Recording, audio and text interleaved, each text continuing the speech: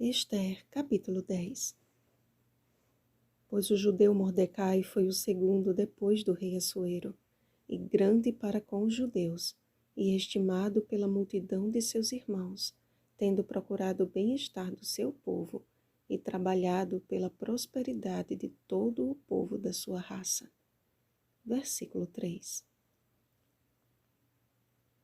A despeito de ser um dos menores capítulos da Bíblia, Ester 10 tem uma das mais belas lições de superação, fidelidade, fé e altruísmo. A grandeza de Mordecai, a quem o rei exaltou, alcançou o patamar de Daniel e de José. Como esses homens de Deus, Mordecai também chegou à posição mais nobre do reino após o rei. Em nenhum momento percebemos no texto sagrado que Mordecai alcançou favor pela cobiça, nem tampouco por falsas gentilezas ou por motivos egoístas. Muito pelo contrário, ele era estimado entre seus irmãos e procurava o bem-estar e a prosperidade de seu povo. Ou seja, a vida de Mordecai e os propósitos que Deus colocou em seu coração foram tão nobres que as últimas palavras do livro de Ester não foram dedicadas à rainha, mas a ele. Assim como Daniel e como José, Mordecai confiou no Senhor e lhe foi fiel. Ele pisou nas pegadas que Deus havia traçado para ele e cuidou de conduzir Ester pelo mesmo caminho. Se ambos não tivessem sonhado os sonhos de Deus, quão diferente teria sido a história não somente deles, mas de todo o povo judeu. Quando o Egito tinha o poder nas mãos de matar ou deixar viver, Deus suscitou José. Quando o mesmo se deu com Babilônia, Deus levantou Daniel. Não seria diferente no reino persa.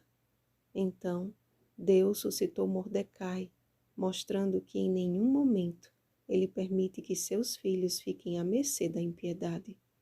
Mesmo em meio à perversidade, o Senhor não permitiu que o seu povo perecesse. A sobrevivência de um povo que estava condenado à morte já foi uma prova inequívoca de que Deus tem o controle de tudo e que Ele conhece bem o coração humano.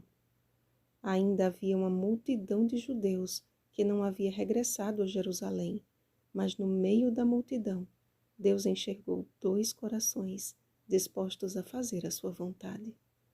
Ester e Mordecai arriscaram a vida em favor de seu povo. Quanto vale a sua vida? Você a daria por alguém? Aquele que por nós entregou a própria vida nos deixou o que deve ser a nossa resposta a esses questionamentos. Quem quiser, pois, salvar a sua vida, perdê-la-á. E quem perder a vida por causa de mim e do Evangelho, salvá-la-á. Marcos capítulo 8, versículo 35. Jesus não estava falando de uma escolha qualquer, mas de algo que envolve vida ou morte, eternidade ou perdição. Buscar o bem-estar do próximo em detrimento do nosso é andar sobre as pegadas que Jesus nos deixou. Imagine se Ester desse de ombros ao decreto de morte de seu povo, ou se Mordecai simplesmente tivesse se prostrado diante de Amã. A coragem da rainha e a fidelidade de Mordecai, antes que alcançassem êxito aos olhos humanos, tiveram que alcançar êxito aos olhos de Deus. Percebam que a Bíblia não diz que Mordecai se exaltou, mas que o rei o exaltou. Ester não se valeu de nada para alcançar o favor do rei, mas o rei a amou. Ester capítulo 2, versículos 15 e 17. Os verdadeiros filhos de Deus não conquistam destaque neste mundo por méritos próprios, mas pela vivência da verdadeira grandeza, a que vem de Deus.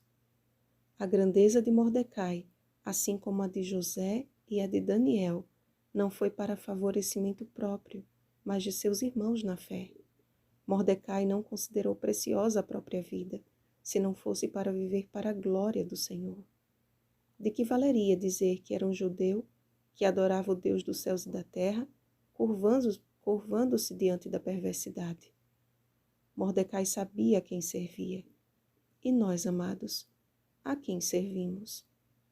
Cristo disse que quem desse a vida por ele a encontraria. Ele é o dono da vida.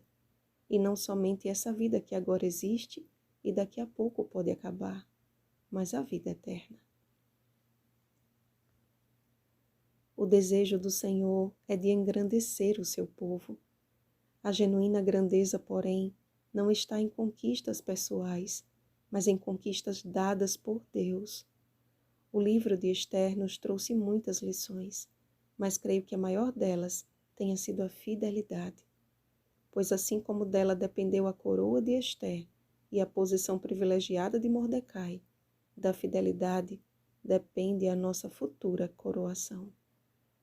Ser fiel até a morte, e dar-te-ei a coroa da vida. Apocalipse capítulo 2, versículo 10. Não ame a sua vida e nem os seus traços de personalidade, mas ame o que a vida de Cristo pode ser em você.